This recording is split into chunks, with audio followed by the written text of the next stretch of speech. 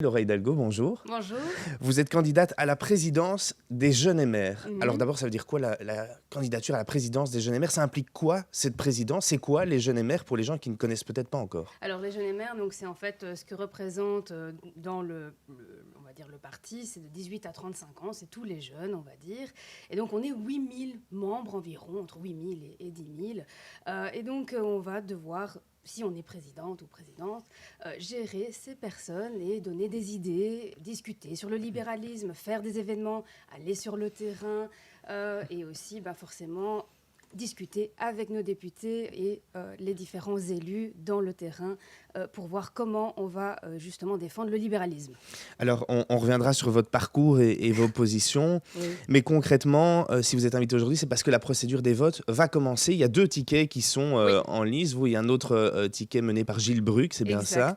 Exact. Et du coup, les votes, c'est combien de temps? Comment on doit faire les membres pour voter? Alors, les membres qui sont inscrits donc, auront un mail ce matin, en tout cas, ou auront une lettre prochainement, ou en tout cas, ils l'ont déjà eu, et devront voter avec un code. Et ils devront élire justement d'abord au niveau régional le candidat ou la candidate qu'ils préfèrent, on va dire. Et puis au niveau national, comme tu l'as dit, nous avons 2 tickets, un par Gilles Bruck et par le mien. Voilà.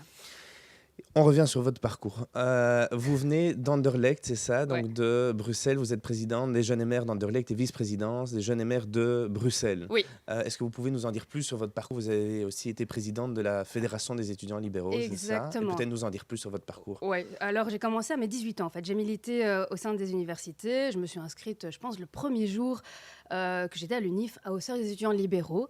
Et j'ai rencontré plein, forcément, de libéraux. On a commencé à discuter, à échanger, voir si justement le libéralisme, c'est ce que je voulais défendre. Et petit à petit, j'ai voulu en fait aller faire du concret sur le terrain. Je me suis inscrite chez les Jeunes et Maires, et particulièrement dans ma commune, à Anderlecht. Et puis, à côté, je faisais des études de droit. Et donc, cette année, j'ai fini. J'ai réussi mon TFE il y a quelques jours. Voilà. Mes félicitations. Et donc, si on revient sur les sujets phares, quels sont pour vous, au niveau des Jeunes et Maires, quels sont vos combats? Qu'est-ce que vous avez mis en avant pendant cette campagne, puisqu'on est sur la fin? Cette campagne, on a surtout mis des idées concrètes pour améliorer la structure, améliorer la visibilité, améliorer justement tout ce qui est terrain. Donc, on a vraiment fait sur 3 volets. Donc, vraiment, communication, terrain et aussi le contenu des Jeunes et Maires. Justement, on a voulu aider par exemple, des délégués de contenu où on mettra différentes personnes en charge sur, par exemple, le logement, sur l'égalité des chances, etc. On veut vraiment être une force de proposition auprès de nos élus, mais aussi auprès de la population. Au niveau de la communication, on veut aussi performer, bien évidemment. On veut essayer de justement toucher le plus de jeunes possible, parce que c'est ça notre population cible, et on va essayer de faire des plans sur 2 mois, 1 an et 2 ans, parce qu'un mandat dure 2 ans. Et après, sur le terrain, forcément, on veut faire du porte-à-porte, en tout cas dans notre programme, avec justement les membres des différentes sections, tant à Bruxelles qu'en Wallonie, parce que justement, la population est demandeuse de savoir qu'est-ce qu'on va proposer pour 2024. Est-ce que vous avez l'impression aujourd'hui que les jeunes s'engagent beaucoup moins en politique? Ouais. Et la faute à qui? La faute au parti ou la faute aux jeunes? C'est très compliqué, en fait. Je pense que les jeunes, en fait, veulent réellement défendre une cause. On l'a bien vu, justement, dernièrement, avec l'écologie, avec les différentes catastrophes naturelles. Donc, je ne dirais pas que c'est la faute du parti. Je pense que, justement, le parti doit comprendre les jeunes. Les jeunes ont différentes requêtes, on a différentes interrogations. Avec la crise Covid, on a justement parfois même changé nos habitudes de tous les jours. On a vu que notre mode de vie n'est pas adéquat. Mais en tout cas, je ne dirais pas ni de l'un ni de l'autre, mais il faut essayer que, justement, nous, les jeunes, jeunes et maires, on puisse rassembler les jeunes qui ont en tout cas la fibre libérale et essayer de les amener dans notre mouvement. Et c'est pour ça que je mets vraiment une importance d'aller sur le terrain pour bien faire comprendre qu'est-ce que le libéralisme, parce qu'il y a beaucoup de clichés justement sur nous, et ça, il faut essayer de les casser en fait. Oui, parce qu'on le voit aujourd'hui, les jeunes vont de plus en plus, s'engagent tout de même en politique, peut-être vers d'autres partis. Ouais. Est-ce que le nom MR, vous pensez que le nom MR n'est plus très sexy? Est-ce que le MR n'attire plus? C'est vrai que le nom MR n'attire plus, et on le sait, le président l'a bien dit qu'il allait changer, enfin en tout cas que dans les mois à venir, on allait peut-être changer de nom par Mouvement des libertés. Pour moi, en tout cas, il faudra que les jeunes aient une réflexion. Enfin, en fait, on devait déjà avoir la réflexion après les élections en 2019. Il y a eu quand même des endroits où malheureusement, on a perdu des sièges. C'est pas pour rien. Donc aujourd'hui, oui, après de là à me dire il faut totalement se distancier du parti, je ne suis pas d'accord non plus. Justement, les jeunes doivent apporter cette plus-value, ces avis justement au sein du futur MR ou Mouvement des libertés.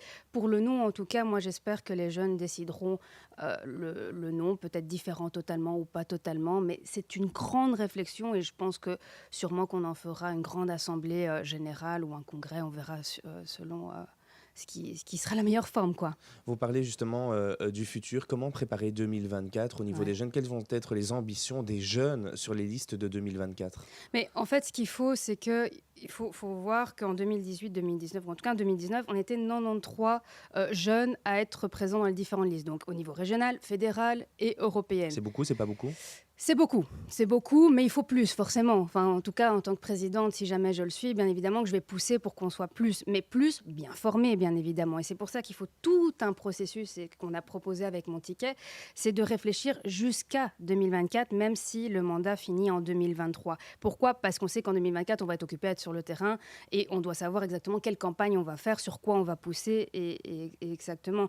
Donc, voilà, moi j'espère qu'il y aura encore plus de jeunes, mais de jeunes avec différentes tranches d'âge, hein, parce que je ne dis pas non plus qu'il faut que des jeunes de 18 à 25 ans, non, il faut aussi des jeunes de 30 à 35 ans, il faut essayer de les pousser au maximum. Alors c'est vrai que c'est compliqué dans le sens où, par exemple, en Wallonie, ils ont un différent système de scrutin, donc ça veut dire qu'un jeune qui est 35e, par exemple, pourra être élu, tandis qu'à Bruxelles, par exemple, au niveau régional, on a encore la tête de liste avec la case, et puis il y a les voix qui descendent. Donc moi, en tout cas, je défendrai, en tout cas en Wallonie, qu'on puisse donner une place visible aux jeunes, qu'on les forme justement pour ceux qui sont déjà motivés et qui savent qu'ils veulent se présenter aux différents niveaux.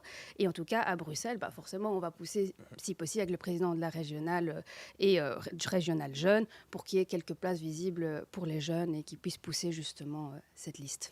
En parlant de président, si vous êtes élu, Oui. vous faites, je suppose, une réunion avec Georges-Louis Boucher. Qu'est-ce que vous dites lors de cette première réunion? Qu'est-ce que vous dites en tant que présidente des jeunes MR au président national du MR? C'est quoi les premiers sujets que vous amenez avec lui? Les premiers sujets, en tout cas, ça va être de soumettre point par point le programme, voir si justement on pourra être en accord sur différents points, sur les délégués de contenu, savoir quel sujet il va mettre en avant dans les mois à venir, par exemple, ou sur le terrain. Bon, on sait que, par exemple, à la régionale de Bruxelles, on est en train de faire sur les 19 communes, justement, du porte-à-porte, justement essayer d'exporter ça en Wallonie.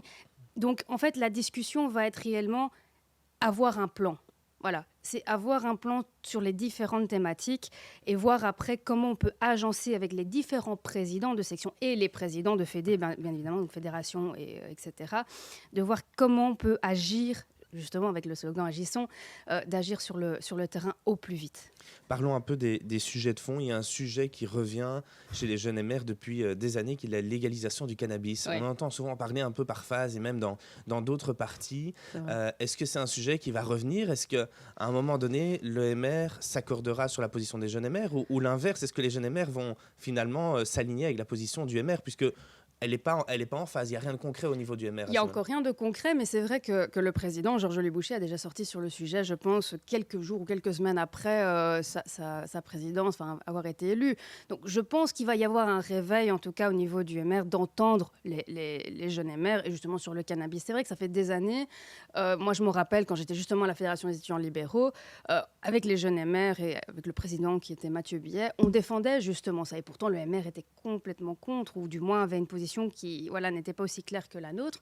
Mais je pense qu'il va y avoir une évolution, hein.